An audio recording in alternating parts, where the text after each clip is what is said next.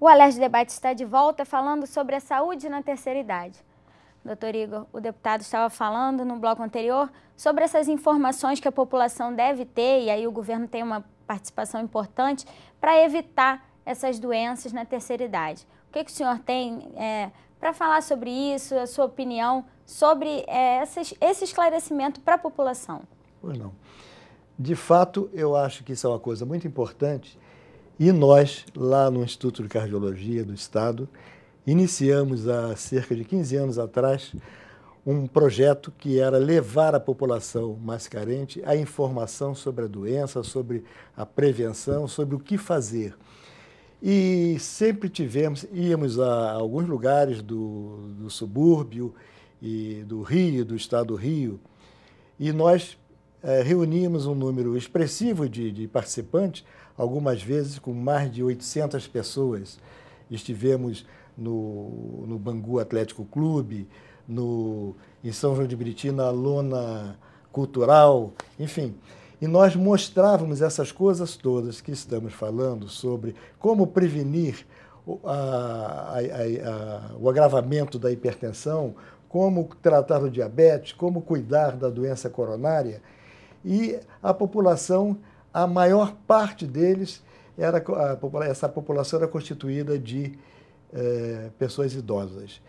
E, ultimamente, nos últimos anos, um trabalho que é coordenado pelo Dr. Jorge Gomes, que é um entusiasta da informação à população, nós percebíamos que também os jovens procuravam, porque eles queriam passar essa informação àquelas pessoas de sua família que não podiam estar presentes.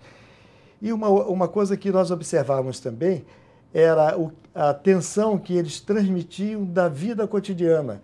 Era o medo dos assaltos, o medo da agressão aos idosos, que hoje isto é uma realidade na nossa cidade. Eu não quero dizer nem no nosso país, eu quero dizer na nossa cidade, que é onde nós vivemos.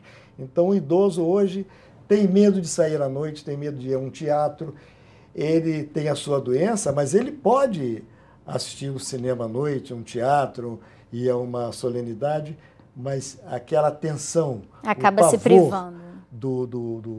Vamos dizer, o medo do crime o assusta e isso agrava muito a situação. Ele fica segregado, fica sem poder aliviar suas tensões. Doutor Serafim, a gente estava conversando aqui no intervalo, o senhor teria sugestões para fazer ao deputado e aos políticos do nosso estado para melhorar essa situação dos idosos aqui?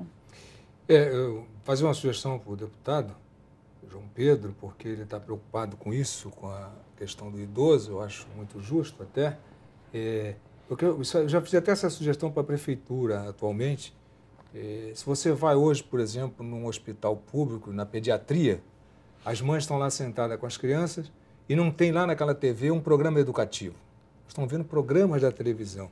Então, já sugeri isso, queria sugerir ao deputado, fizesse de repente até um decreto-lei, alguma coisa, que essas televisões dos hospitais mostrassem programas educativos para essas pessoas.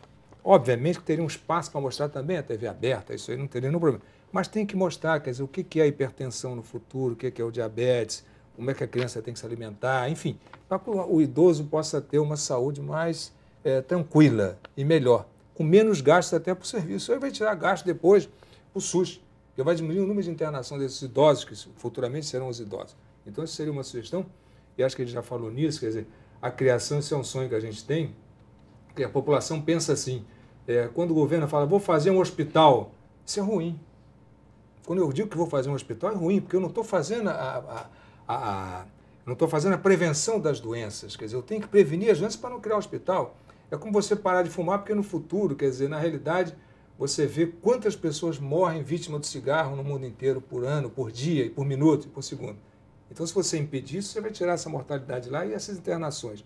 E se você criar, por exemplo, esses idosos, a gente fala do chamado centro de convivência, onde ele possa estar lá para fazer uma leitura e até um espaço para atividade física.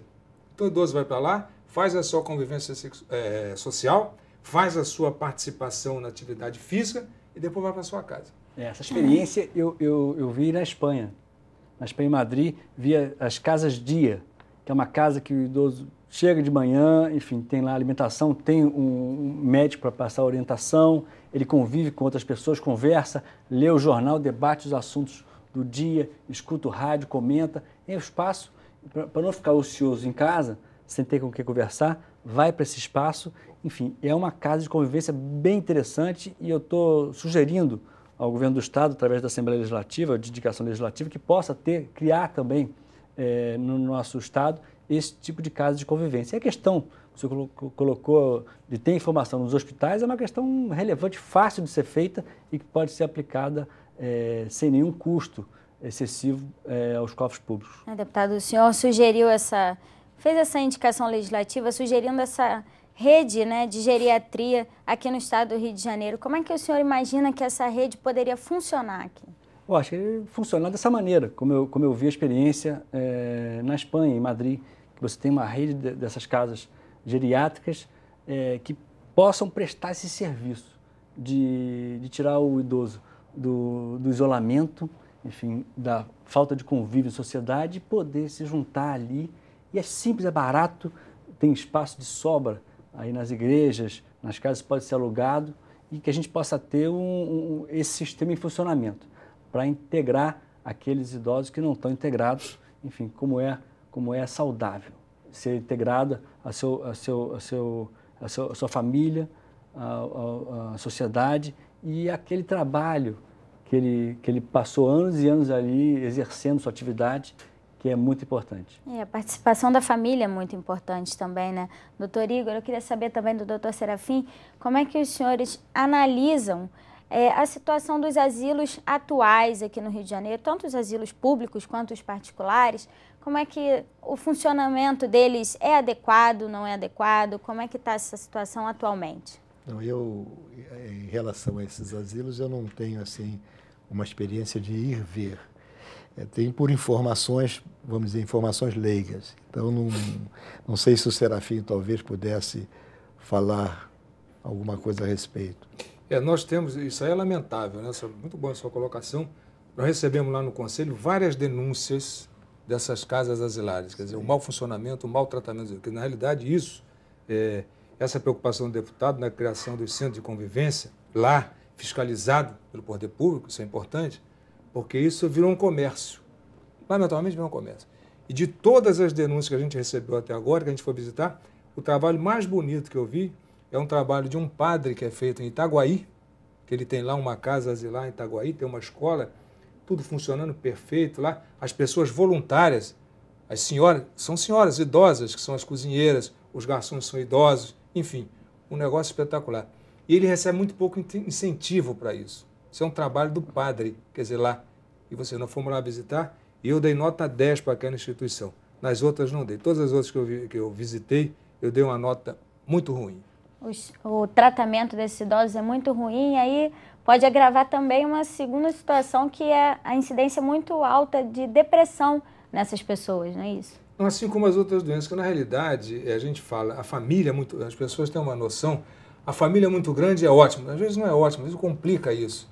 E aí o idoso acaba sendo um peso para essas famílias, quer dizer, na cabeça deles, né? Porque o idoso contribuiu sempre, ajudou e tal, mas no momento que o idoso começou a ficar dependente, existe duas categorias de idosos, o idoso independente, não precisa de ninguém, e o idoso, coitado, dependente. O idoso dependente é aquele que já não consegue mais realizar suas atividades de vida diária. Ele não consegue mais se vestir sozinho, não consegue mais tomar banho sozinho, não consegue mais se alimentar sozinho, porque tem Parkinson, treme, não consegue, e aí fica um peso para as famílias. E as famílias então colocam nessas casas asilares, que não estão preparadas para isso, e aí, como você colocou, piora mais a situação do idoso, ele acaba ainda óbito, mas a família acabou se livrando dele, mas ficou com o cartão de banco dele. Bom, gente, infelizmente nosso programa está chegando ao fim. Deputado, obrigada pela presença mais uma vez. Doutor Igor, doutor Serafim, obrigada pela presença. Se você quiser rever esse programa, basta acessar o nosso site, que é www.tvalerj.tv. Até a próxima.